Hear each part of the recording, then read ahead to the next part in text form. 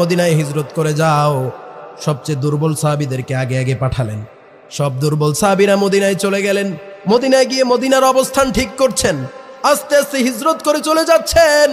হিজরতের কারণ হচ্ছে কাফেররা এত পরিমাণ জুলুম আর নির্যাতন করছে, তাদের নির্যাতন আর সহ্য করার মতো নয়। নির্যাতন আর সহ্য করার মতোই না। দেখেন নাই, নির্যাতন সহ্য করতে না পেরে আমাদের বাংলার শ্রেষ্ঠ মুফাসসির তাফসীর কারক আল্লামা মিজানুর রহমান আজহারি হাফিজাহুল্লাহ চলে গেছিলেন কোথায়? মালয়েশিয়া। এটাকে বলে কি? হিজরত। কেন চলে গেছেন? ভয়ে যে আমার হয়তো আল্লামা সাইদির মতো অবস্থা হতে পারে, ঠিক কিনা বলেন? কিন্তু উনি হয়তো দেশে আসেন নাই। উনি আসছেন ঠিকই, যারা ওনাকে বিদেশে পাঠিয়েছিল তারাই আজকে দেশে নাই, ঠিক কিনা বলেন? বিশ্বনবী আবার হিজরত করে চলে যাবেন মদিনায়। সমস্ত দুর্বল সাহাবীদেরকে পাঠিয়ে দিলেন মদিনায়, তোমরা মদিনায় হিজরত করে চলে যাও। এবার একে একে সব সাহাবীরা চলে যাচ্ছেন মদিনায়, কোনো সাহাবী বাকি নাই। সাইয়েদনা ওমর বাকি আছেন। এবার সাইয়েদনা ওমর বললেন, ইয়া রাসূলুল্লাহ, আজকে আমি হিজরত করে চলে যাব মদিনায়। এবার বিশ্বনবী সাইয়েদনা ওমরকে নির্দেশ দিলেন, ওমর হাজির ইলাল মাদিনা, তুমি মদিনায় হিজরত করে চলে যাও। সাইয়েদনা ওমর হিজরত করে চলে যাবেন মদিনায়। এমন সময় কাবার কাছে গেলেন। কাবার কাছে গিয়ে 2 রাকাত নামাজ পড়লেন। সাল্লা রাকাতাইনি, কয় রাকাত নামাজ পড়লেন? 2 রাকাত। কয় রাকাত? 2 রাকাত। 2 রাকাত নামাজ পড়ে সালাম ফিরিয়ে দোয়া করলেন, ও রব্বে করিম, ছোট থেকে আমি মক্কায় বড় হয়েছি, তোমার মক্কার জালেম, মক্কার অত্যাচারী, নিপীড়নকারী, তারা আমারে মক্কায় থাকতে দেয় নাই। ও আল্লাহ, আমি চলে যাচ্ছি মদিনায়, তবে মনে রেখো ও রব, এই হিজরত কার জন্য? আল্লাহর জন্য। ও রব, এই হিজরত আপনার জন্য আমি করছি। এবার সাইয়েদনা ওমর রাদিয়াল্লাহু তাআলা আনহু দোয়া শেষ করে দেখলেন মক্কার কাবার পাশে আবু জাহেল, আবু লাহাব, উতবা, সায়বা, মুগিরা সবাই বসে আছে। সাইয়েদনা ওমর গিয়ে তাদেরকে বললেন, তোমাদের মধ্যে এমন কে আছো মান আরাদা আইয়াতাফাক্কাদাহু উম্মুহু ওয়া যাওজাতুহু ওয়া ওয়ালাদুহু, তোমাদের মধ্যে এমন কে আছো যে চায় যে তার মা তার সন্তানকে হারিয়ে ফেলুক? কে চায় যার স্ত্রী বিধবা হয়ে যাক? তোমাদের মধ্যে কে চায় তার সন্তান এতিম বানাবে তার সন্তানকে? তারা আমার সাথে আসো। আজকে আমি খোলা তরবারি নিয়ে সবার সামনে পালিয়ে না, আমি সবার সামনে দাঁড়ায় বলছি, আমি ওমর ঘোষণা দিলাম, আমি ওমর মক্কায় যাচ্ছি, পারলে আমারে আটকাও। সুবহানাল্লাহ। একটা কাফের, একটা জালেম হযরত ওমরের পথ রুখে দাঁড়াতে পারে নাই। ওমরের মতো শাসক দরকার আছে না নাই? কম না বেশি? ওমরের মতো শাসক যদি আমাদের বাংলাদেশে থাকতো তাহলে জুলুম থাকতো না, ঠিক কিনা? টেন্ডারবাজি থাকতো না, ঠিক কিনা? জালেমকারী থাকতো না, ঠিক কিনা? মদের আসর, জুয়ার আসর, গাজার আসর, মাজারের নামে শিরকি ব্যবসা, এই বাংলার জমিন ওমরের মতো শাসক থাকলে হতে না, ঠিক কিনা বলেন? ওমরের মতো শাসক আমরা চাই কি চাই না? কারা কারা চাই? 2 হাত তুলে আল্লাহকে দেখা দেই।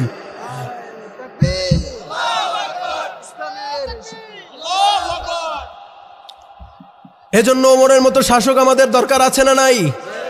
আমরা তো রাসূল পাবো না, কিন্তু ওমরের মতো শাসক তো পেতে পারি, পারি না? প্রভু তুমি বলেছ রাসূল দেবে না, বলনি দেবে না ওমর, বলনি দেবে না হামজা তারিক, খালিদ বিজয়ী সময়। প্রভু তুমি বলেছ রাসূল দেবে না, বলনি দেবে না ওমর, বলনি দেবে না হামজা তারিক, খালিদ বিজয়ী সময়। সবাই পড়ি আমিন। আল্লাহ আমাদের জন্য ওমরের মতো একজন শাসক তৈরি করে দেখ, পড়ি আমিন। এবার সাইয়েদনা ওমর চলে গেলেন হিজরত করে মদিনায়। মক্কায়ের উল্লেখযোগ্য তেমন কোন সাহাবী নাই, বাকি আছেন বিশ্বনবী সাল্লাল্লাহু আলাইহি ওয়াসাল্লাম, হযরত আলী আর হযরত আবু বকর। সবাই চলে গেছে মদিনায়। কিন্তু আমাদের দেশের অবস্থা এমন, নিজের কর্মীদেরকে রাস্তায় নামায় রক্তাক্ত করে, আর উনি টেলিভিশনের সামনে বসে চ্যানেল দেখে, ঠিক কিনা? সব নেতা নেত্রী যা আছে সব মাঠে চাপায় পড়ুক, তোমরা কেউ তাদেরকে ছাড় দিবা না। অস্ত্র নিয়া, গুলি নিয়া, তরবারি নিয়া, বুলেট নিয়ে সবাই রাস্তায় থাকো। ওদিকে কর্মীরা মারা যায় আর উনি এখানে আকাশে উড়ে, ঠিক কিনা বলে? আকাশে উড়ে। এজন্য রাসূল কি এমন নেতা? সবাইকে আগে পাঠালেন কোথায়? মদিনায়। সবাই যখন চলে গেলেন মদিনায়, এবার সময় হলো কার? রাসূল আকরামের সময় হয়ে গেল।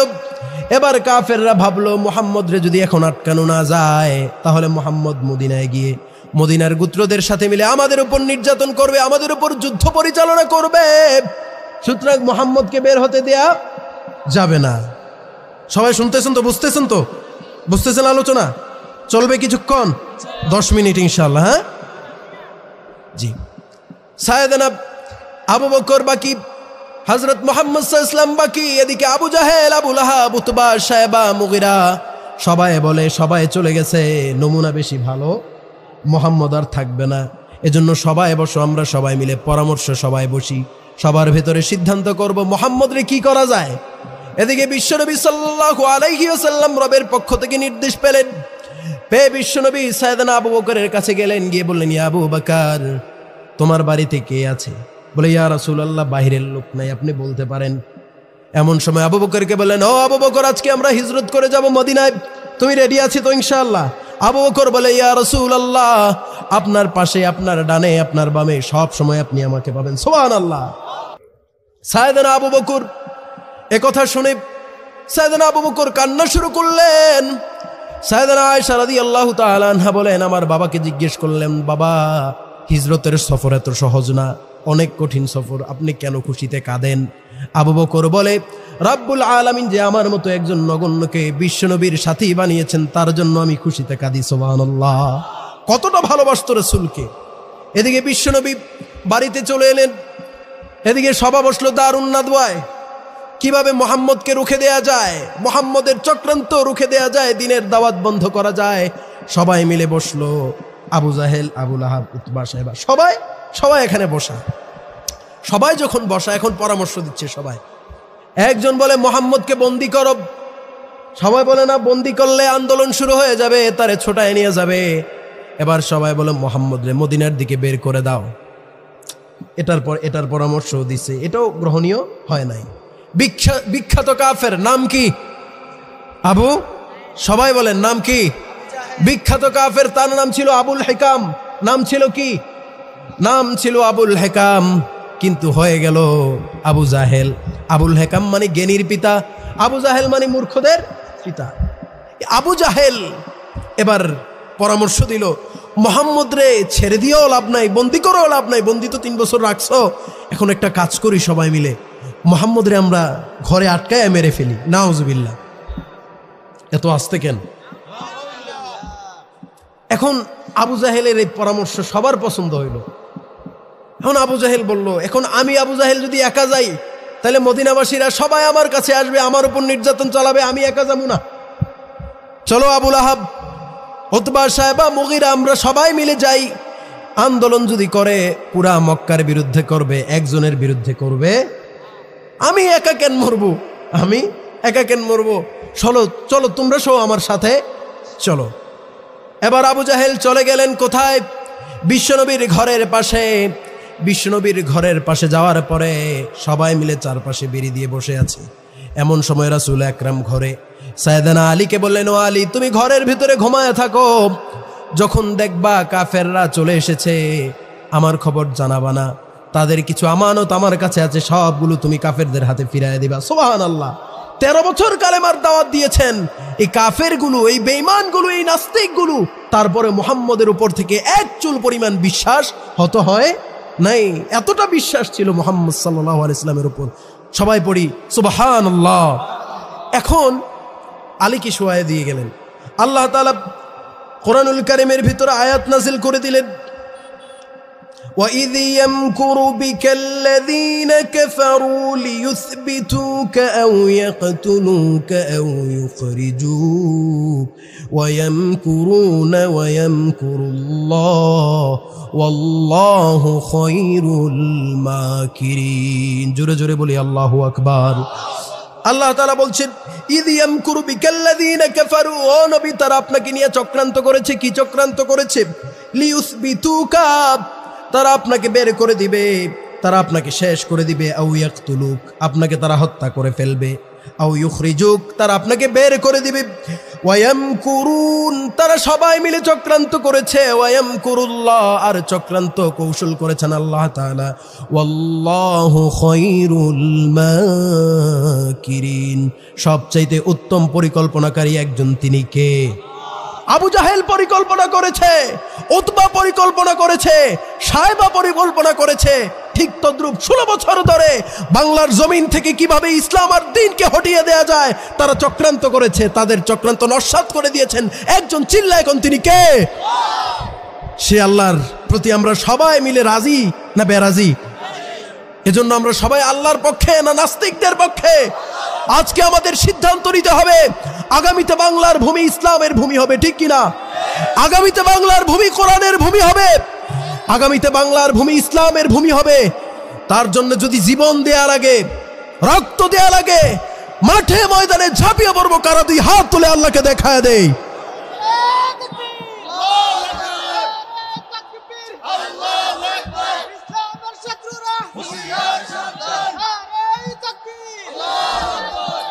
এবার সবাই মিলে ঘরের পাশে বসে গেল। এবার রব্বুল আলামিন মুহাম্মদ সাল্লাল্লাহু আলাইহি ওয়াসাল্লামকে বললেন, ও নবী, আপনি এখন ঘর থেকে বের হন। ঘর পাহারা দিতে আসছে 11 জন। কয়জন? 11 জন আসছে। মুহাম্মদ সাল্লাল্লাহু আলাইহি ওয়াসাল্লামকে মক্কা থেকে মদিনায় যেতে দিবে না। সবাই মিলে দরজার পাশে সব দিক দিয়ে বসা।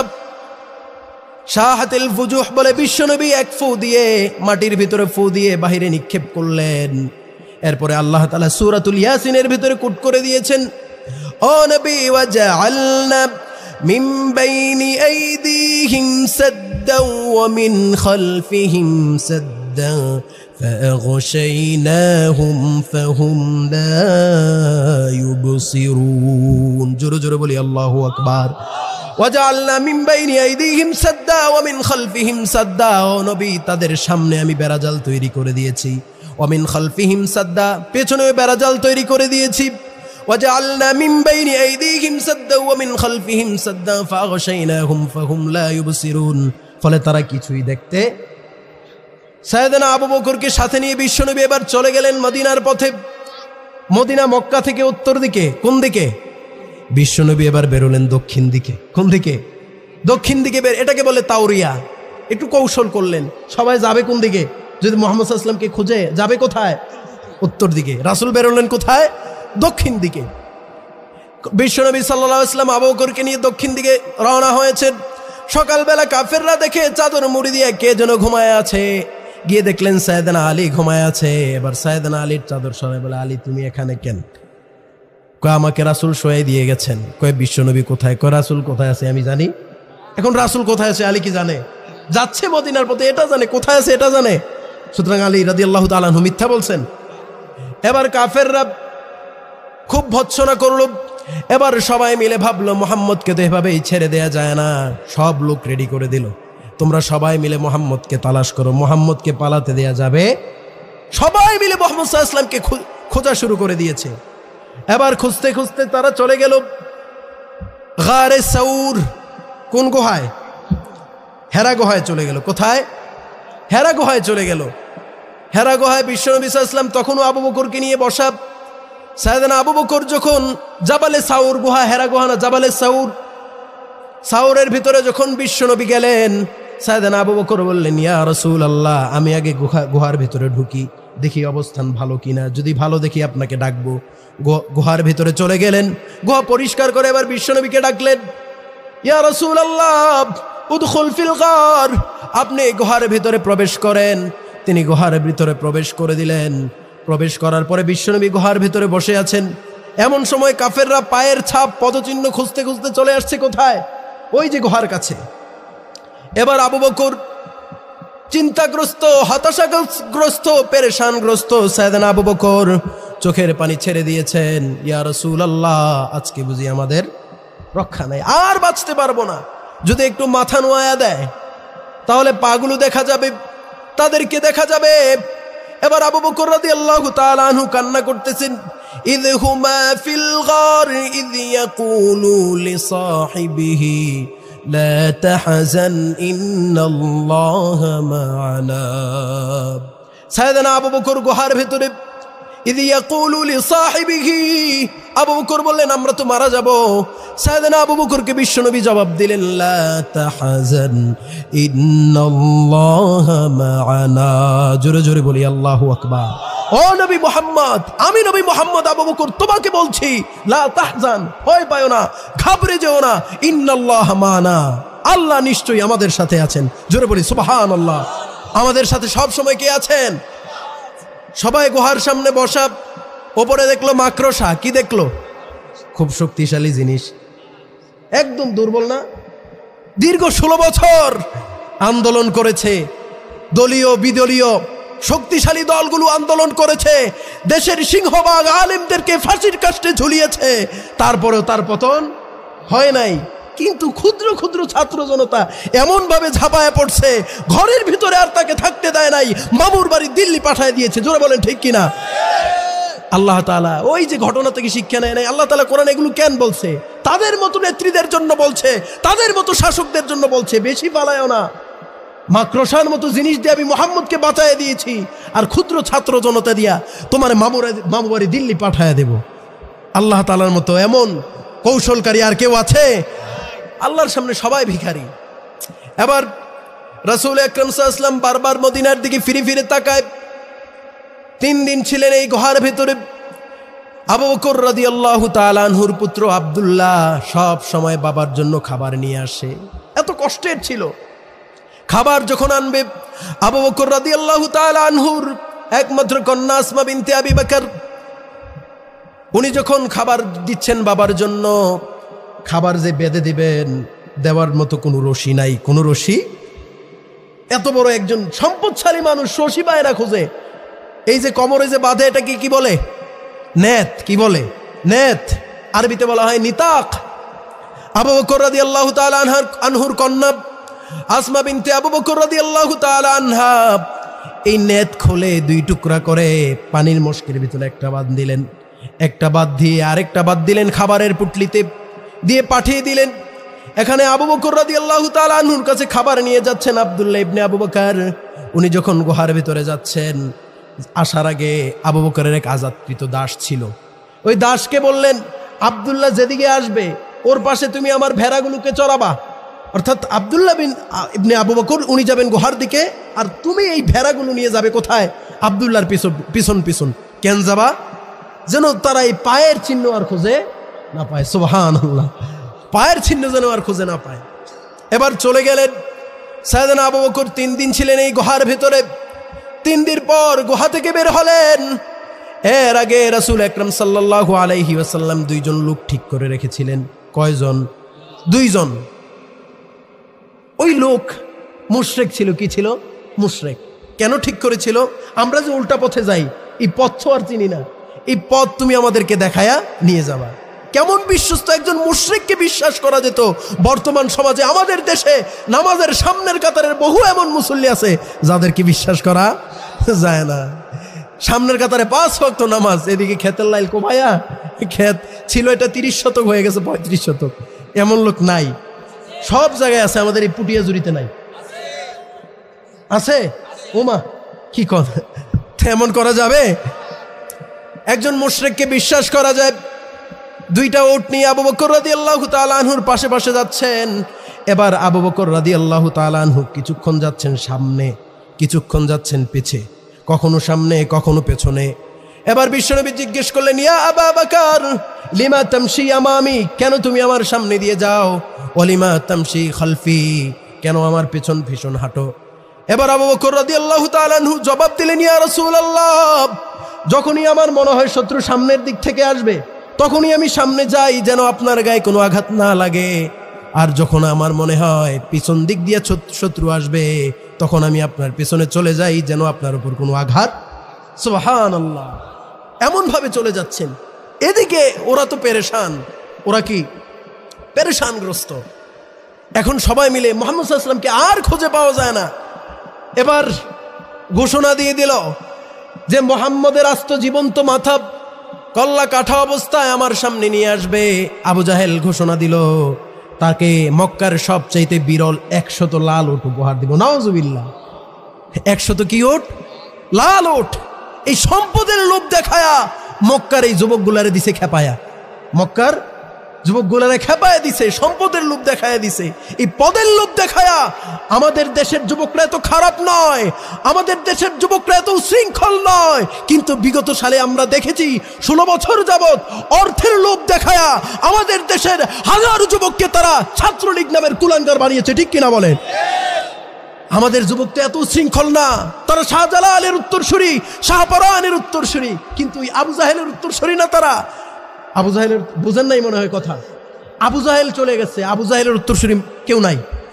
এই তারাই তো এই আবু জাহেলের উত্তরসূরি, এই তাদের মতো অর্থের লোভ দেখায়া আমাদের দেশের হাজারো জনতাকে তারা কুলাঙ্গার বানিয়েছে। ঠিক কিনা বলেন? চোর বানিয়েছে, সন্ত্রাস বানিয়েছে।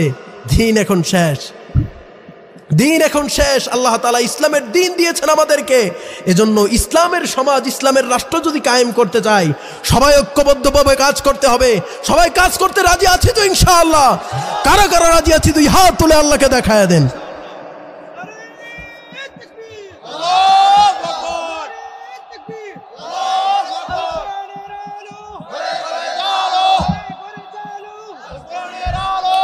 এবার আবু বকর রাদিয়াল্লাহু তাআলা আনহু সহ তাদের মাথা আনার জন্য, মনে আছে আপনাদের?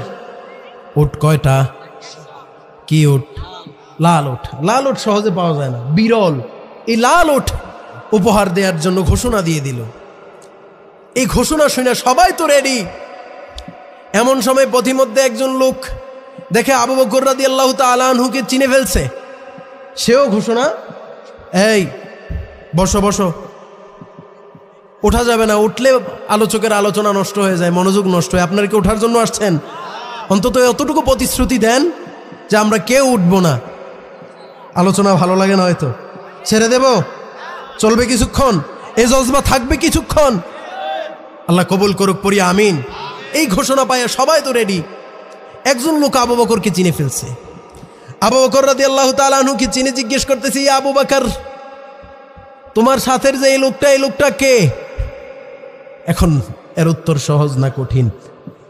যদি বলে চিনি না, সত্য না মিথ্যা? যদি বলি চিনি, এটা মুহাম্মদ, তাহলে কল্লা চলে যাবে আবু জাহেলের হাতে। পরিস্থিতি খুব সহজ না কঠিন? বলেন, পরিস্থিতি খুব কঠিন। এখন আবু বকর রাদিয়াল্লাহু তাআলা আনহু তাওরিয়া করলেন। কি তাওরিয়া? আবু বকর রাদিয়াল্লাহু তাআলা আনহু এমন চমৎকার এক জবাব দিলেন। আবু বকর বললেন, হুয়া ইয়াহদিন, সে আমার পথ প্রদর্শক, আমারে পথ দেখায়। সে আমারে পথ দেখায়। পথ দেখায় তো আরেকজন, তার নাম হচ্ছে নিতাকা। সে আমারে পথ দেখায়। এখন মুহাম্মদ সাল্লাল্লাহু আলাইহি ওয়াসাল্লাম পথ দেখায় মানে কি? আবু বকর মনে মনে উদ্দেশ্য নিলেন, আমি তো কালেমার রাস্তা জানতাম না, কোরআনের পথ চিনতাম না, সিরাতাল মুস্তাকিমের পথ আমি জানতাম না, আমাকে এই লোকটা পথ দেখায়। সুবহানাল্লাহ। ছেড়ে দিছে।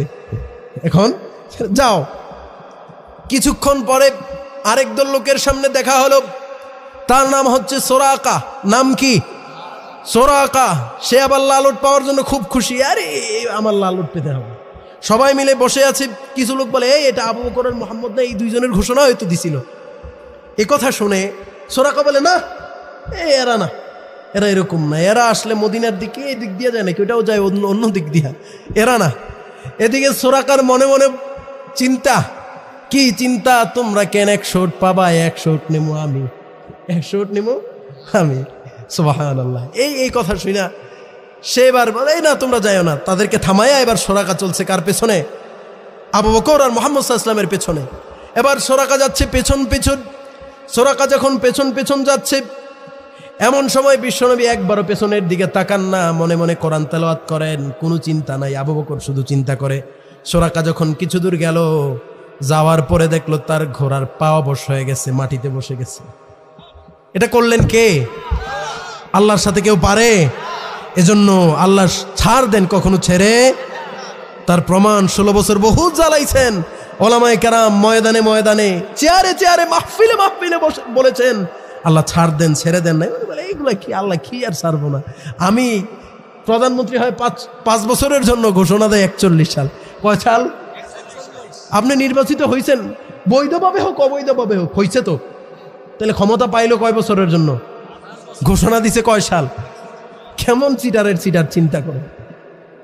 এবার ঘোড়াকে উঠিয়ে বসালো, উটকে উঠিয়ে বসালো, আবার সামনে চলে যাবে। এবার নিজে পড়ে গেছে। এবার সে চিন্তা করলো সুরাকা, এটা আর করা যাবে না। মুহাম্মদের মতো এমন শক্তিশালী এমন ব্যক্তি, তার বিরোধিতা করা যাবে না। এবার রাসূলের কাছে আইসা ক্ষমা চায়া মক্কায় গিয়া মুহাম্মদ সাল্লাল্লাহু আলাইহি ওয়াসাল্লামের ব্যাপারে সবাইকে নিরুৎসাহিত করতে লাগলো। সবাই মুহাম্মদ সাল্লাল্লাহু আলাইহি ওয়াসাল্লামকে যেন আর না খোঁজে। এই ওদিকে কথা বলে একটু থামায় দেন না, একজন যান যুবক ভাই, যেন কথা না বলে কেউ। এখন তারা কেউ আর খোঁজে না। বিশ্বনবী এবার বারবার মক্কার দিকে তাকান, একবার মক্কার দিকে তাকান, আবার সামনের দিকে তাকান, চোখের পানি পড়ে আর বলে, ও মক্কা, আজকে যদি তোর এই দল বল সাঙ্গপাঙ্গরা আমারে বের না করে দিত, আমি তোর কথা দিলাম আমার সারা জিন্দিগি আমি মক্কার ভেতরে কাটায় দিতাম। সুবহানাল্লাহ। রাসূল চোখের পানি ফেলছেন।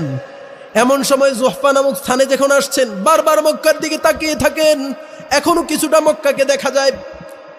এমন সময় বিশ্বনবী সাল্লাল্লাহু আলাইহি ওয়াসাল্লামের উপর আল্লাহ তাআলা ৮৮ আয়াত সংবলিত সূরাতুল কসস নাজিল করে দিয়েছেন। সুবহানাল্লাহ। এই আলোচনা এখন একটু মাথা লেগেছে, ঠিক না? বুঝছেন তো? এটা না বুঝলে আবার আলোচনা বুঝতেন না। এখন মক্কা ছেড়ে মদিনায় চলে যাচ্ছে, ৮৮ আয়াত সংবলিত এক সূরা। এই সূরার ভিতরে আল্লাহ এমন কি বললেন যেন মুহাম্মদ সাল্লাল্লাহু আলাইহি ওয়াসাল্লাম ঠান্ডা হয়ে যায়, নরম হয়ে যায়। আল্লাহ তাআলা কি বলে দিয়েছেন, এটাই আল্লাহ তাআলা কোরআনুল কারীমে সূরাতুল কসসের ভিতরে আল্লাহ তাআলা উল্লেখ করে দিয়েছেন। আল্লাহ তাআলা বলছেন, ইন্না কারুন কানা মিন কওমি মূসা। কারুনের ঘটনা বললেন। কার ঘটনা বলেন? কার ঘটনা বলে রাসূলকে সান্ত্বনা দিচ্ছেন, আপনি ঘাবড়ে যায়েন না, আপনি ভয় পায়েন না, আপনার ভয় পাওয়ার কোনো কারণ নাই। কারুনের ঘটনা বলছেন। কারুনকে আপনি চিনেন নাকি? কারুনরে চিনেন? একটা পরিচয় আছে, এটা সবাই জানি যে কারুন তারে আল্লাহ মাটির নিচে ডাবায় মারছে। এছাড়া আমরা আর বেশি কিছু জানি না। কারুন বনি ইসরাইল যুগে এক ব্যক্তি ছিল, ওনার নাম ছিল কাসাস। নাম কি? কাসাস। ওনার 2 পোলা ছিল। কয় পোলা? 2 ছেলে। একজনের নাম হচ্ছে বাশার, আরেকজনের নাম হচ্ছে ইমরান। একজনের নাম বাশার, আরেকজনের নাম ইমরান। এই বাশার মিয়ার 1 পোলা, বাশার মিয়ার 1 ছেলে। এই ছেলের নাম হচ্ছে কারুন, এই ছেলের নাম। আর ইমরান যিনি, ওনার হচ্ছে 2 ছেলে। কয় ছেলে? 1 ছেলের নাম হচ্ছে মূসা, আর 1 ছেলের নাম হচ্ছে হারুন। সুবহানাল্লাহ। তাহলে সম্পর্কে তারা কি বুঝেন না মনে হয়? কি ভাই? চাচাতো ভাই না? এই 2 ভাই। তো ছোটবেলায় এই কারুন সব সময় মূসা আলাইহিস সালামের সাথে খেলাধুলা করত। সব সময় মূসা যেখানে যায় কারুনও সেখানে। মূসার পিছন পিছন কে? মূসা যায় সামনে, কারুন যায় সামনে, মূসা যায় পেছনে, কারুনও যায় পেছনে। খুব ভালো সম্পর্ক, খুব ভালো সম্পর্ক। এত ভালো মানুষ মূসার মতো আর তো হয় না, আর তো মূসার মতো ভালো মানুষ হয় না। ঠিক তদ্রুপ ওই মক্কার মতো। ইয়া রাসূলুল্লাহ, নবুয়ত পাওয়ার পূর্বে মক্কার সবাই আপনারা আপন করে নেয়, আপনার নেতা মানে, আপনার লিডার মানে, আপনার সামনে কেউ কথা বলে না। ও নবী মুহাম্মদ, ঠিক তদ্রুপ কারুন ও মূসাকে ভালো। ঠিক নবুয়ত পাওয়ার পূর্বে আবু জাহেল আপনাকে ভালোবাসতো, নবুয়ত পাওয়ার পূর্বে উতবা আপনাকে ভালোবাসতো, নবুয়ত পাওয়ার পূর্বে সাহেব আপনাকে ভালোবাসতো, মুগিরাও আপনাকে ভালোবাসতো। ও নবী মুহাম্মদ, ঠিক তদ্রুপ এই কারুনের ঘটনায় আল্লাহ তাআলা বলে সান্ত্বনা দিতে চেয়েছেন। ইন্না কারুনা কানা মিন কওমি মূসা। মূসা ছিল কওমে, কারুন ছিল মূসার কওমের লোক, মূসার দলের লোক, মূসাকে খুব ভালোবাসতো। এখন কি হলো? ফাবাগা আলাইহিম। এবার তারা কি করলো? কারুন মূসা এবং হারুন আলাইহিস সালাতু ওয়াস সালামের উপর চড়াও হতে লাগলো, নির্যাতনের মাত্রা বাড়ায় দিচ্ছে। কেন বাড়ায় দিচ্ছে? যখনই মূসা বলছে লা ইলাহা ইল্লাল্লাহ, মূসা কালিমুল্লাহ, কারুনের মাথা ঠিক নাই। হারুনের কি নাই? মাথা ঠিক নেই। আর বেটা, একসাথে খেললাম, একসাথে ঘুরলাম, একসাথে ঘুমাইলাম, একসাথে পড়লাম, একসাথে 1 প্লেটে খাবার খাইলাম, ওরে আল্লাহ নবুয়তি দেয়, আমারে দেয় না কেন? আমারে দেয় না কেন? ওই চড়া হয়ে গেছে। চিন্তা করে রাস্তা দিলাম, কালবাট দিলাম, পদ্মা সেতু দিলাম, বঙ্গবন্ধু টানেলও দিলাম, মেট্রো রেল দিলাম, তারপরেও জেলেবন্দি সাইদিরে কেন ভালোবাসে? ঠিকই না? ওই যে ওনার চিন্তা হচ্ছে ওই জায়গায়, কিরে ভাই এত কিছু করি, সবার হাতে হাতে ফোন দিলাম, মোবাইল দিলাম। আমাদেরকে মোবাইল দিছে কে? উনি দিছে না? উনি তো সবার হাতে হাতে মোবাইল দিয়েছে। এই আওয়ামী লীগ সরকার আমাদের হাতে হাতে মোবাইল দিয়েছে। এই আমাদের এই সান্ত্বনার বাণী শোনায় নাই?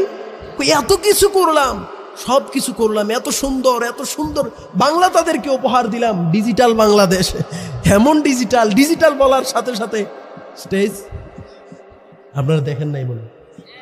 ওমা, আপনারা কি মোবাইল চালায় না মনে হয় কেউ? দেখছেন আপনারা? আমাদের কাকা স্মার্ট বাংলাদেশ বলে উনিও শেষ।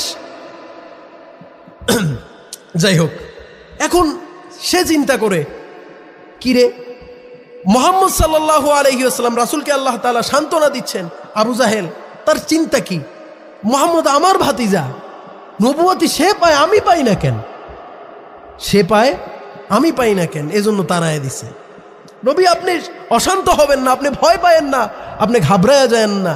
আল্লাহ তাআলা সান্ত্বনা দিচ্ছেন, ইন্না কারুনা কানা মিন কওমি মূসা ফাবাগা আলাইহিম। মূসা আলাইহিস সালাতু ওয়াস সালামের কওমের ছিল কারুন, ফাবাগা আলাইহিম, তাদের উপর চড়াও হয়ে গেল। ওয়া আতাইনাহু মিনাল কুনুজ, তারে আল্লাহ তাআলা অনেক সম্পদ দিয়েছে, অনেক সম্পদ দিয়েছে। ও নবী মুহাম্মদ, অনেক সম্পদ তারে আমি দিয়েছিলাম।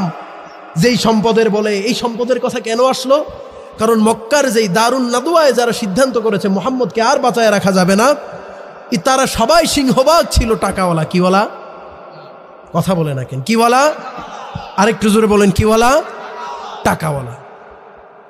ওয়া আতাইনাহু মিনাল কুনুজ, তারা আল্লাহ সম্পদ দিয়েছেন। এই সম্পদের ছড়ে আমার এত টাকা, আমার এত পয়সা, শেয়ার কেন? ফাবাগা আলাইহিম, এ কারণে তাদের উপর চড়াও হয়েছে, নির্যাতনের মাত্রা বাড়ায় দিয়েছে। এরপরে আল্লাহ তাআলা বর্ণনা দিচ্ছেন তাকে আল্লাহ কেমন সম্পদ দিয়েছেন। আল্লাহ তাআলা বলছেন, وَآتَيْنَاهُ مِنَ الْكُنُوزِ مَا إِنَّ مَفَاتِحَهُ لَتَنُوءُ بِالْعُصْبَةِ أُولِي الْقُوَّةِ। ও নবী, আবু জাহেলের সম্পদ আর কটুক, আবু জাহেলের সম্পদ আর কটুক, বেশি না। সে 100 উটের ঘোষণা দিছে, এও 11 জন মিলা। আর কারুনকে আমি এত পরিমাণ সম্পদ দিয়েছিলাম। আল্লাহ তাআলা বর্ণনা করছেন, ইন্না মাফাতিহাহু লাতানু বিল উসবা উলিল কুওয়া, শক্তিশালী একদল লোক, শক্তিশালী একদল লোক তার এই চাবি, সম্পদের গোডাউন আছে না, গোডাউনের যে চাবিগুলা বহন করার জন্য লোকের সংখ্যা হচ্ছে একদল। উসবা, উসবা আরবি অভিধানের ভিতরে আছে, উসবা মানে হচ্ছে 20 থেকে 100 জন। 20 থেকে 100 জনের দলকে কি বলে? উসবা। এগুলা কি সম্পদের পরিমাণ না চাবি? বোঝেন নাই মনে হয়? আরে সব লোক মিলে কি তার সম্পদ মাথায় তোলে নাকি চাবি? এত সম্পদ দিয়েছিলাম। আল্লাহ তাআলা বলছে এই সম্পদের চোটে সে এতটাই অহংকার হয়ে গিয়েছিল, অহংকারী, দুর্নীতিবাজ, চাঁদাবাজ এবং জালেম হয়ে গিয়েছিল। আল্লাহ তাআলা বলছেন, ও নবী মুহাম্মদ, এত পরিমাণ সম্পদ দিয়েছিলাম, সম্পদ দেওয়ার কারণে সে কি হয়েছে? জালেম আর অহংকারী হয়েছে। কি হয়েছে? অহংকারী হওয়ার পরে আল্লাহ তাআলা কারুনকে ধ্বংস করে দিয়েছিলেন। আপনারা জানেন না সেই ঘটনা? অহংকার এমন এক জিনিস, আল কিবরিয়াউ রিদাই, অহংকার এটা আমার চাদর নিয়ে যে টানাটানি করবা তারে আমি মামু বাড়ি দিল্লি পাঠায় দিব। ঠিক কিনা বলেন? এই রবের চাদর নিয়ে টানাটানি করা যাবে না। অহংকার আমাদের মধ্যে নাই মনে হয়, আমার মধ্যেও নাই।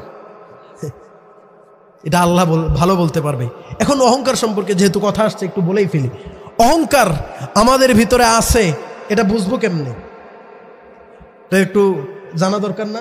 অহংকার আছে, এটা বোঝা যায় কেমনে? এটা এই সামনে 2-3 মিনিটের কথার পরে আপনারা সবাই বুঝবেন আপনাদের ভিতরে অহংকার আছে কিনা। শুনবেন তো ইনশাআল্লাহ? অহংকার 4 প্রকার। কয় প্রকার? অহংকারের বীজ, অহংকারের চারা, অহংকারের গাছ, অহংকারের গাছের ফসল। কয়টা? 1 নাম্বার কি? আরে এত আওয়াজ কম কেন?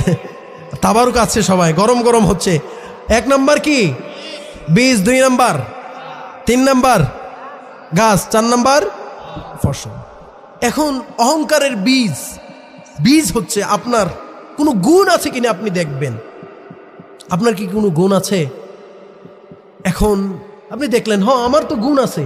আমার কি গুণ? আমি তো কথা বলতে পারি। আমার গুণ আমার চোখ আছে। আমার গুণ হলো আমি কানে শুনি। আমার গুণ হলো আমি চোখে দেখি, আমার গুণ হলো আমি পায়ে হাঁটি, আমার গুণ হলো আমার কণ্ঠ আছে, অনেক সুন্দর সুন্দর গানও গাইতে পারি। এখন আপনি মনে মনে ভাবলেন আমার তো গুণ আছে, এই গুণের কারণে আমি তো প্রশংসা পাওয়ার যোগ্য। এই কেউ প্রশংসা করলে এবং সামনে যাই বলি এই আমার জানি একটু প্রশংসা করে, যদি এই মনোভাব তৈরি হয় তার মানে বোঝা গেল এটা মনে মনে, এটা কি মনে মনে, তাহলে বোঝা গেল আপনার মনের ভিতরে অহংকারের বীজ আছে। বীজ কোথায় থাকে? মাটির উপরে না নিচে? এজন্য প্রশংসা সবসময় একজনের হবে, তিনি কে? রব্বুল আলামিন বলেন আলহামদুলিল্লাহি রাব্বিল আলামিন আর রহমানির রহিম। প্রশংসা একজনের, তিনি কে? আল্লাহ। এবার অহংকারের দ্বিতীয় পর্যায়, 2 নম্বর চারা। কেমনে বুঝবেন? এখন আপনার ভিতরে যেই গুণগুলো আছে, আপনি মানুষের কাছে কয়ে কয়ে বেড়ান, বলে বলে বেড়ান, আমি গান গাইতে পারি, আমি কথা বলতে পারি, আমি অনেক সুন্দর কথা বলতে পারি, জানো আমার যেই টাকা আছে অমুকের কিন্তু এটা নাই। এই নিজেই নিজের প্রশংসা করে এমন লোক নাই মনে হয় সমাজে? কম না বেশি? যদি এমন হয় তাহলে আপনি মনে করবেন আপনার ভিতরে অহংকারের যে বীজ ছিল, বীজটা থেকে আস্তে আস্তে একটু চারা বের হয়েছে। এখন 3 নম্বর, চারা থেকে কি হয়? গাছ। এখন যদি এমন হয় আপনারও গুণ আছে, ওনারও গুণ আছে, আপনারও টাকা আছে, ওনারও টাকা আছে, আপনি যাই বলেন এই বেটা তার কি টাকা, তার চাইতে অনেক বেশি আমার টাকা, তাকে হেয় করছেন। এই হেয় করার কারণে আপনি বুঝে নিবেন, এমন যদি করে থাকেন আপনার ভেতরে অহংকারের চারাটা, এটা আর চারা নাই, কি হয়ে গেছে? গাছ হয়ে গেছে। এখন যদি এমন হয়, অহংকার যদি চূড়ান্ত পর্যায়ে পৌঁছে যায়, যদি এমন হয় আপনার টাকার কারণে আপনি তার হেয়ই প্রতিপন্ন করলেন না, আপনার টাকা দিয়ে আপনি তার উপর চড়াও হয়েছেন, তার জমি দখল করে নিয়েছেন, তার গাছ দখল করে নিয়েছেন, তার বাড়ি দখল করে নিয়েছেন, বুঝে নিতে হবে আপনার অবস্থা কারুনের মতো হয়ে যাবে। কারণ আপনার অহংকারের গাছ, এটা আর গাছ নাই, গাছের ভিতরে ফল এসে পড়েছে। এজন্য অহংকার করা যাবে। এই কারুনের ওই অহংকার দেখে আল্লাহ তাআলা কোরআনের ভিতরে বলে দিচ্ছেন, এই কারুনের কওমের লোকেরা তারা কয়েকটা নসিহা করলো। কি করলো? নসিহত করলো। 1 নম্বরে নসিহত করলো, লা তাফরাহ ইন্নাল্লাহা লা ইউহিব্বুল ফারিহিন। ও কারুন, তুমি বেশি অহংকার করো। লা তাফরাহ, সম্পদ বেশি খুশি হয়ো না। মনে করছো দেশের প্রতিটা ক্ষেত্রে তুমি তোমার লোক বসায়া ইসলামকে, আমার দ্বীনকে দূর করে দিবা, এটা বেশি খুশি হয়ো না। বাপের পরেও 1 মাঘে শীত যায় না। লা তাফরাহ, ও কারুন খুশি হয়ো না, তুমি বেশি খুশি হয়ো না। ইন্নাল্লাহা লা ইউহিব্বুল ফারিহিন, বেশি খুশি হওয়া যাবে না, বেশি খুশি হয়ো না। লা তাফরাহ, তার কওমের লোকেরা বলেছে তোমাকে আল্লাহ সম্পদ দিয়েছে ঠিক, সম্মানও দিয়েছে ঠিক, কিন্তু এই সম্পদ দিয়ে অহংকার করো না, বড়াই করো না, গর্ব করো না। লা তাফরাহ ইন্নাল্লাহা লা ইউহিব্বুল ফারিহিন। আল্লাহ তাআলা যারা অহংকারকারী তাদেরকে কখনোই ভালোবাসেন না। এই কারুন 1 নম্বর কি নসিহত করেছিল তার কওমের লোকেরা? অহংকার করা যাবে। 2 নম্বর তাকে নসিহত করা হচ্ছে, ওয়াবতাগি ফীমা আতাকাল্লাহুদ দারাল আখিরা। কারুন, তোমাকে আল্লাহ তাআলা যেই সম্পদ দিয়েছে, এই সম্পদ দিয়া তুমি আলেমদেরকে ফাঁসি দিও, ক্ষমতায় যায় তাদেরকে যেখানেই পাও ধরে নিয়ে যেও না। দেশে যে এই 16 বছরে কত হাজার মানুষ এক হেফাজতের আন্দোলনে রাত্রিবেলায় যত মানুষকে তারা হত্যা করেছে, আমার মনে হয় স্বাধীনতার 50 বছরের ইতিহাসে কোন শাসক এতজন মানুষকে একত্রিতভাবে হত্যা করেন, ঠিক কিনা বলেন? এমন মানুষ, এমন জালেম, এমন জুলুমবাজ বাংলাদেশে আবার মানুষ চায় তারে? চায় না? যদি চট করে ঢুকে যায়, আমরাও চট করে বাইরানি শুরু করবো। সাবধান। এজন্য আল্লাহ তাআলা বলছেন, ওয়াবতাগি ফীমা আতাকাল্লাহুদ দারাল আখিরা। তার কওমের লোকেরা 2 নম্বর নসিহত করছে, ও কারণ তোমার সম্পদ তুমি আল্লাহর রাস্তায় খরচ করো, যাকাত দাও বেশি বেশি। মুসা আলাইহিস সালাম যখন বলছে, ও কারণ আমার চাচাতো ভাই জাকাত দাও, কারণ বলে জাকাত আর কেমন আসবে? কিছুক্ষণ পরে মুসা আলাইহিস সালামকে বলে, আচ্ছা ঠিক আছে, তুমি হিসাব করে কালকে আমাকে জানাও। হিসাব করে জানানো হচ্ছে, জাকাতের মাল আসছে কতটুক জানেননি? 1 লক্ষ উট। কয়টা? লাখ বা এরকম সামথিং কিছু, বেশি বা কম। এমন জাকাত আসার পরে হ্যাঁ কয়, আর তুমি তো আমার ক্ষমতা নেওয়ার, আমার সম্পদ লুটায় নেওয়ার চিন্তা করতেছো, এই সুযোগ আর দেয়া হবে না। এ কথা বলার পরে এ কারণ হারুন আলাইহিস সালাম এবং মুসা আলাইহিস সালামকে ফিরাইয়া দিলেন। এর জন্যই তার কওমের লোকেরা বলছে যাকাত দাও, ওয়াবতাগি ফীমা আতাকাল্লাহ আদ-দারাল আখিরাহ, আখিরাত তালাশ করো। এজন্য আমাদের সমাজে বহু মানুষ এমন আছে তারা যাকাত দেয় না, এমন লোক আছে না নাই? কম না বেশি? যাও যাকাত দেয়, লুঙ্গি কি দেয়? লুঙ্গি যায়, সেরা কয় জাকাতের লুঙ্গি আসেনি। দোকানে যায় বলে না জাকাতের লুঙ্গি আসেনি, জাকাতের শাড়ি আছে না শাড়ি? আপনাকে কে বলেছে জাকাতের শাড়ি আর লুঙ্গি দেওয়ার জন্য? দেখেন ওই লোক যে ব্যক্তিকে আপনি লুঙ্গি দিচ্ছেন, বাড়িতে যায় দেখেন ওনার বাড়িতে 10টা জাকাতের লুঙ্গি। উনি লুঙ্গি দিয়ে কি শাক রাইন্দা খাইব মিয়া? আমাদের সমাজে বহু লোক সিরিয়াল ধরে ধরে দাঁড় করায় একটা একটা লুঙ্গি আর একটা একটা শাড়ি ধরাই দেয়। এমন আছে না নাই? জাকাতের মাল এমন করা যাবে? সম্পদ আপনি তার হাতে উঠাইয়া দেন, সম্পদ তার হাতে উঠাইয়া দেন। বহু মানুষ তারা লুঙ্গি আর শাড়ি দিচ্ছে, আপনি লুঙ্গি আর শাড়ি দিয়া নাম করার দরকার নাই, গোপনে সে যেন জানতেও না পারে আমি জাকাত খাওয়ার উপযোগী। আমার কাছে আইসা বলবেন দেন আপনাকে কিছু হাদিয়া দিলাম, হাদিয়া খান। জাকাতের টাকা এটা বইলাও দিবেন না, এটা বলে দেওয়াও নিষেধ। এভাবে বইলা দিয়েন না, কারণ আমারে যদি কেউ জাকাতের টাকা দেয় একটু একটু মনটা কেমন কেমন লাগবে না মনটা? এ কারণে জাকাত আপনাকে হাদিয়া দিলাম এভাবে দিবেন আপনারা। এ কারুনের কওমের লোকেরা বলছে, কিন্তু কারুন জাকাত দেয় নাই। 1 নম্বরে নসিহত, অহংকার করো না, খুশি হয় না। 2 নম্বরে নসিহত, ওয়াবতাগি ফীমা আতাকাল্লাহ আদ-দারাল আখিরাহ, রব্বুল আলামিন তোমাকে যে সম্পদ দিয়েছেন সেই সম্পদ দিয়ে তুমি আখিরাত তালাশ করো। 3 নম্বর বলছেন ওয়ালা তানসা নাসিবাক মিনাদ দুনিয়া, তুমি দুনিয়ার কারণে আখিরাতকে ভুলা যায় না, দুনিয়ার কারণে আখিরাতকে ভুলা যায় না। এরপরে বলছেন ওয়া আহসিন কামা আহসানাল্লাহু ইলাইক, রব্বুল আলামিন তোমার উপরে যে ইহসান করেছেন, তোমাকে সম্পদ দিয়েছেন, অনেকেই সম্পদ দেয় নাই। ওয়া আহসিন কামা আহসানাল্লাহু ইলাইক, রব্বুল আলামিন তোমাকে যেভাবে ইহসান করেছেন তুমি ঠিক তদ্রূপ মানুষের মাঝে এমনভাবে ইহসান করো, এমনভাবে ইহসান করো। সাবধান, মানুষের উপর জুলুম আর নির্যাতন করিও না, জুলুম আর নির্যাতন করিও না। 3 নাম্বার, 4 নাম্বার, এরপরে 5 নাম্বার বলছে উপরের গুলো মানো আর না মানো। আল্লাহ তাআলা লাস্ট নসিহত কোরআনের ভিতরে করছেন, যেটা তার কওম তাকে বলছিল, ওয়ালা তাবগিল ফাসাদা ফিল আরদি ইন্নাল্লাহা লা ইউহিব্বুল মুফসিদিন। অহংকার করো, বেশি কইরো না। তোমার যদি মনে চায় জাকাত দিলা না, দিও না, এটার জন্য আখিরাতে ধরবো।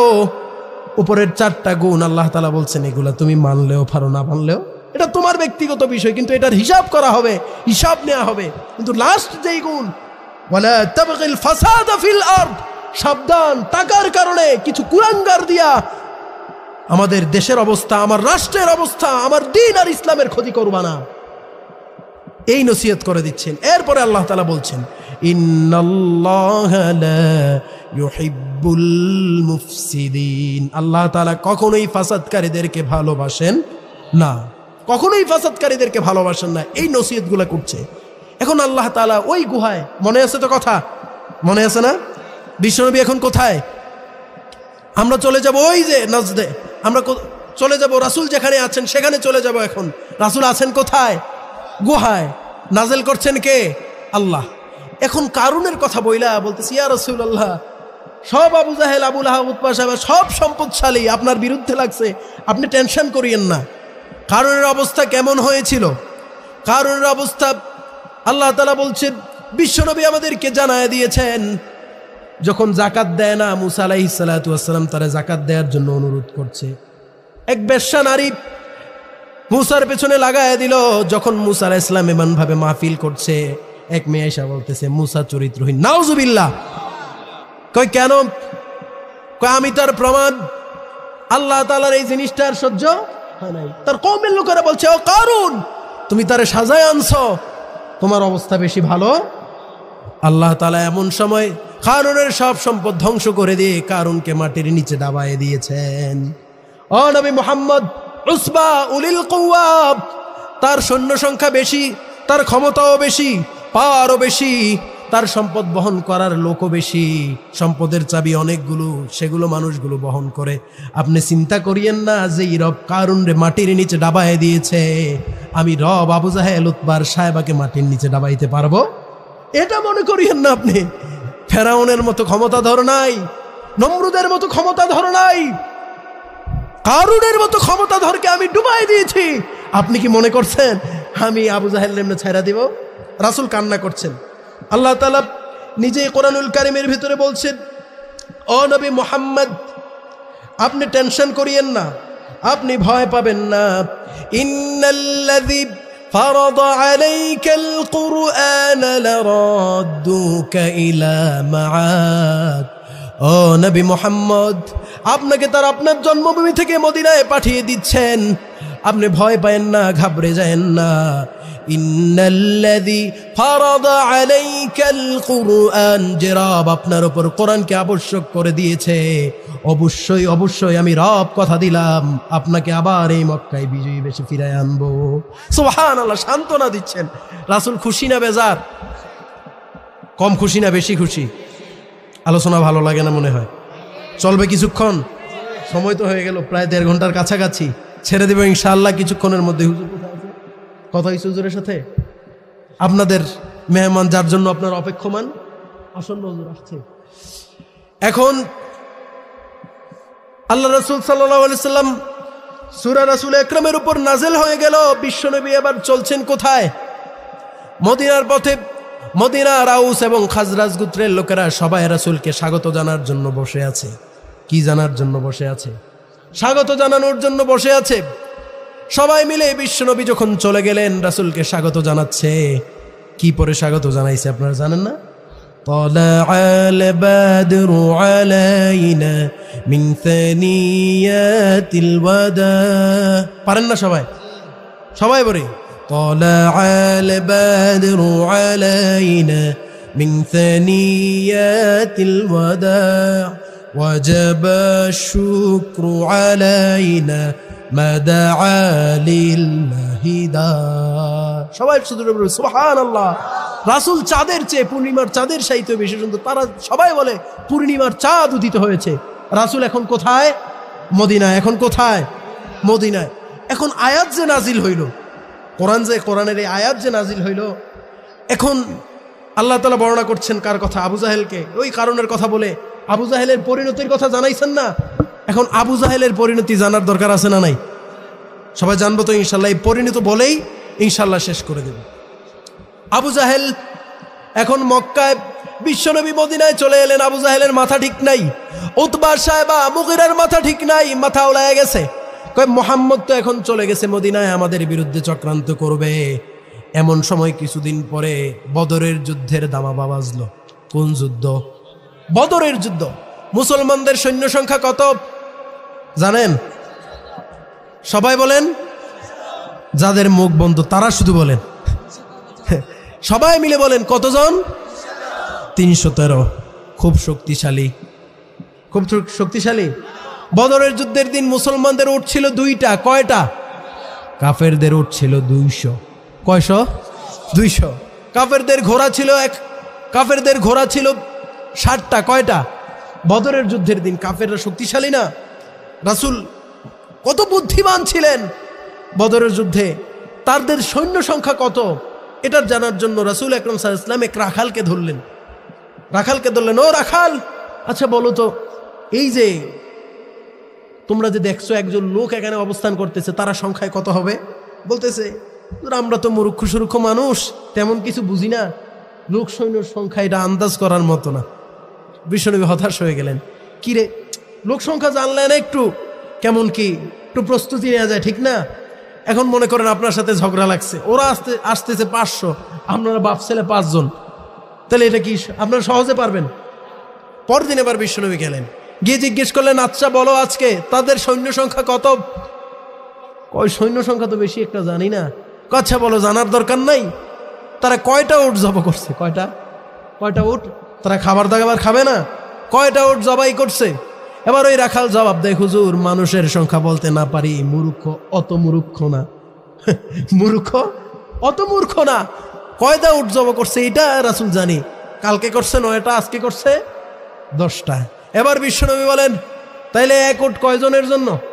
100। তাদের সৈন্য সংখ্যা কত? 1000। এবার আবু বকরকে জানায় দিলেন, ওমর উসমান আলীকে জানায় দিলেন তাদের সৈন্য সংখ্যা হচ্ছে 1000। কয় হাজার? 1000। 1000 সৈন্যের মোকাবেলায় তাদেরকে লড়তে হবে। এখন দাঁড়ায় গেলেন, সবাই মিলে দাঁড়িয়ে গেলেন, প্রস্তুতি গ্রহণ করছেন। মুসলমানদের তরবারি নাই, মুসলমানদের লাঠি নাই, মুসলমানদের উট নাই, ঘোড়া নাই।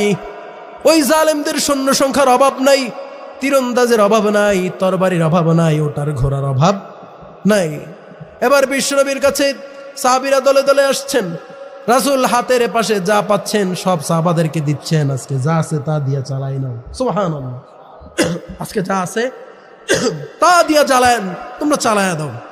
এক সাহাবী আসলেন, ইয়া রাসূলুল্লাহ, তরবারি ভোতা আসার ছাড়া, আসার নাই, ধার নাই, সবগুলো দেয়া শেষ, আমারে কি দেবেন? রাসূল ডানে তাকালেন, বামে তাকালেন, তাকিয়ে দেখলেন কিচ্ছু নাই। তাকিয়ে দেখেন একটা ভাঙা খেজুরের ডাল পড়ে আছে। এবারে বিশ্বনবী ওই ডাল তার হাতে উঠায় দিয়ে বললেন, যাও জিহাদের ময়দানে, জাহিদ ফি সাবিলিল্লাহ। সুবহানাল্লাহ। এটা নিয়ে চলে যাও, জিহাদ করো কার রাস্তায়? আল্লাহর রাস্তায়। বিজয় দিবে কে? চেষ্টা করো। জাহাদু ফিনা লানাহদিয়ান্নাহুম সুবুলানা। তোমাদের চেষ্টা চালায়া যাও, সফলতা দানের মালিক কে? আল্লাহ। এই জন্য মনে রাখবেন, আপনি আর আমি, মানুষ মনে করে, আমি মনে করি আমার একটা সিল আর কি হবে, আমার একটা সিল আর কি হবে। মানুষ এমন এমন মুহূর্তের ভিতরে পড়ে যায় যে আপনার একটা সিল, আপনি যদি এটা মারেন ইসলাম বিজয় হবে, পক্ষান্তরে তারা আপনাকে জেলে দিবে, আপনাকে হত্যা করে ফেলবে। আর আপনি যদি সিলটা না মারেন, আপনার এক সমর্থনের কারণে তারা আপনাকে চেয়ার দিবে, কিন্তু আপনার ঠিকানা জান্নাতে না জাহান্নামে। সবাই বলেন কোথায়? এখন যদি এমন পরিস্থিতি আমাদের সামনে আসে, ইসলামও আছে, ফেসিবাদও আছে, দুর্নীতিবাদও আছে, লাঠিয়াল বাহিনীও আছে, আপনার সাপোর্ট কোথায় হবে? ইসলামে। সবাই বলেন। এখন যদি সমর্থন হয় ইসলামের বাহিরে, জান্নাতি না জাহান্নামী, ক্ষমতায় গিয়ে 16 বছর যাওয়া পরত করছে, সবগুলো আপনারা যারা ভোট দিয়ে নিয়েছেন সবার কাঁধে, সবার কাঁধে, নাকি ওনার কাঁধে একা? আপনার যদি সমর্থন না করতেন উনি কি আসতে পারতো? সমর্থন করছেন বিধায় আসছে। এজন্য সব সময় ইসলাম কোনটাতে বিজয় লাভ করে এটা খেয়াল করতে হবে। বিশ্বনবী এখন কোথায় আছেন বলেন? মদিনায় যাচ্ছেন কোথায়? বদরে। কোথায়? সবাই বলেন। মনোযোগ নাই মনে হয়। বদরে যাচ্ছেন। বদরের ময়দানে বিশ্বনবী নামাজের কাতার যেমনি ভাবে সোজা করে সাহাবাদেরকে বললেন, ও সাহাবীরা, তোমরা সবাই নামাজের মতো কাতারে সোজা করে দাঁড়াও। এবার এমন সময় দেখলেন এক সাহাবী কাতারে দাঁড়ানো একটু সামনের দিকে আগায়া দাঁড়িয়ে আছে। রাসূল তরবারি দিয়ে তার পেটে খোঁচা মারলেন, মেরে বললেন, পেছনে যাও। ওই সাহাবী দাঁড়ায় গেছে, ইয়া রাসূলুল্লাহ, আপনি আমার পেটে বিনা অপরাধে কেন খোঁচা মারলেন? আমিও এটার প্রতিশোধ নিতে চাই। এ কথা শুনে বিশ্বনবী সাথে সাথে বললেন, তোমার পেটে আমি খোঁচা দিয়েছি, এর প্রতিশোধ নিতে চাও নাকি? সাহাবী বলল, হ্যাঁ, আমি প্রতিশোধ নিতে চাই। এবার ওই সাহাবীর কথা শুনে বিশ্বনবী চাদর মোবারক সরায় বললেন, নাও, প্রতিশোধ নাও। ওই সাহাবীর সাথে সাথে বিশ্বনবীর পেট মোবারকে চুমু খেয়ে বললেন, ইয়া রাসূলুল্লাহ, এটাই আমার প্রতিশোধ। সুবহানাল্লাহ। বিশ্বনবী জিজ্ঞেস করলেন, কতটা ভালোবাসতো রাসূলকে? বিশ্বনবী বললেন, ইয়া আসহাবী, তুমি কেন এমন করলা? এবার ওই সাহাবী জানায়, ইয়া রাসূলুল্লাহ, আজকে আপনি কাফেরদের দিকে তাকায় দেখেন, তাদের সৈন্য সংখ্যা আমাদের চাইতে 3 গুণ, আমাদের চাইতে অনেক বেশি। আমাদের তরবারি নাই, আমাদের লাঠি নাই, আমাদের খাবার নাই, আমাদের সম্পদ নাই, আমাদের অর্থ নাই, আমাদের জনবল নাই। আমার মনে হয় আজকের যুদ্ধ এখানেই আমার জীবনের শেষ যুদ্ধ হতে যাচ্ছে। এজন্য শেষ সময়ে যেন আমার স্পর্শটা রাসূলের পেট মোবারক হয়, এজন্য আমি চক্রান্ত করে কৌশল করে আপনার পেটে চুমু খেয়েছি। কত চমৎকার তাদের ভালোবাসা! আজকে আমাদের ভালোবাসার, সাহাবাদের ভালোবাসা কি ছিল! সুবহানাল্লাহ। যুদ্ধ শুরু হয়ে গেল। সাহাবারা বীরত্বের সাথে লড়তে লাগলেন। রব্বুল আলামিন তাদেরকে সাহায্য করলেন এমন এমন ফেরেশতা দিয়ে, আলাম তারৌহা, ওই ফেরেশতাগুলা তারা দেখতে পায় নাই, ফেরেশতাগুলা তারা দেখতে পায় নাই। এমন সময় 2 লোক আসলেন, 2 যুবক, যুবক না একদম ছোট, 12 থেকে 13 বছর বয়স। একজনের নাম মুআয ইবনে আফরা, আরেকজনের নাম মুআওয়ায ইবনে আফরা। দুইজন বদরের যুদ্ধের মাঠে গেলেন, গিয়ে দেখলেন আব্দুর রহমান ইবনে আউফ দাঁড়ানো। সাহাবীর নাম শুনেছেন? শুনেন নাই? আব্দুর রহমান ইবনে আউফ দাঁড়িয়ে আছে। এবার ডেকে ডেকে বলছেন, ইয়া আম্মি, আপনি একটু এদিকে আসেন, ইসমা কালামি কওলি, অপর ভাই যেন না শুনে, অপর ভাই যেন না শুনে। এখন যদি আমি ওনারা ডাক দিয়ে কানে কানে একটা কথা বলি যে উনি হুজুর, উনি আমার ডাক দিয়ে আমার এই পাশে একজন ওই পাশে একজন কানে কানে কথা বলতেছে, এখন যদি কানে কানে কথা বলি, এখন উনি শুনতে পাবে? শুনতে পাবে না। ওই যুবক ভাই ডাক দিয়ে বলতেছে, ইসমা কালামি ইয়া আব্দুর রহমান ইবনে আউফ, 12 বছরের ছেলে আব্দুর রহমান ইবনে আউফ, আপনি আমার জানান, হাল তারিফু আবা জাহাল, আপনি কি আবু জাহেলকে চিনেন নাকি? সুবহানাল্লাহ। এরপরে পাশের ভাই ওরে ডাক দিয়ে জিজ্ঞেস করতেছে, ও আবার বলতেছে, লিমাযা তাফআলু বি আবি জাহলিন, আবু জাহেলকে দিয়ে তুমি কি করবা?